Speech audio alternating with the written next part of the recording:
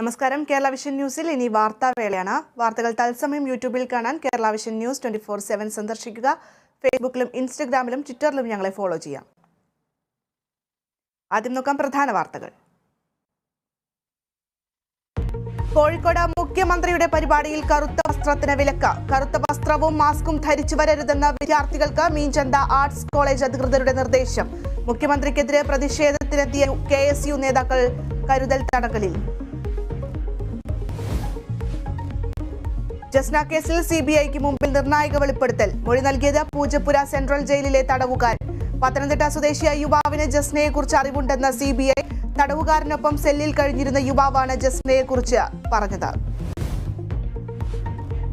കളമശ്ശേരിയിൽ അനധികൃത ദത്ത് നടത്തിയ കുഞ്ഞിന്റെ ദത്ത് നടപടികൾ ശിശു സംരക്ഷണ സമിതി നിർത്തിവെച്ചു. ദത്ത് നടപടികൾ നിർത്തിവെക്കാൻ CWC ചെയർമാന്റെ ഉത്തരവ്. കുഞ്ഞിനെ ഏറ്റെടുക്കാൻ സമയം നൽകണമെന്ന യഥാർത്ഥ അമ്മ. സാഹചര്യം കൊണ്ടാണ് തൃപ്പൂണിത്തറയിലെ ദമ്പതികൾക്ക് കുഞ്ഞിനെ നൽകിയതെന്നും മൊഴി.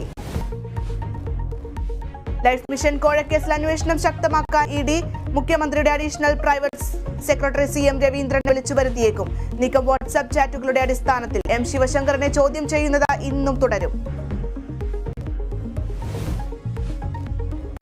പേ ചാനൽ നിരക്ക് വർദ്ധിപ്പിക്കാനുള്ള പ്രമുഖ ചാനലുകളുടെ നീക്കത്തിനെതിരെ പ്രതിഷേധം ശക്തമാക്കാൻ cable TV operators association.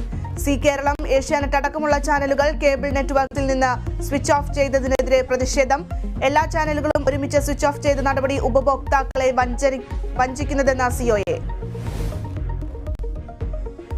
Santhosh trophy ഫുട്ബോളിൽ സെമി സാധ്യത ഉറപ്പിക്കാൻ കേരളം ഇന്നിറങ്ങും. ഗ്രൂപ്പ് ഘട്ടത്തിലെ അവസാന മത്സരത്തിൽ എതിരാളി പഞ്ചാബ്.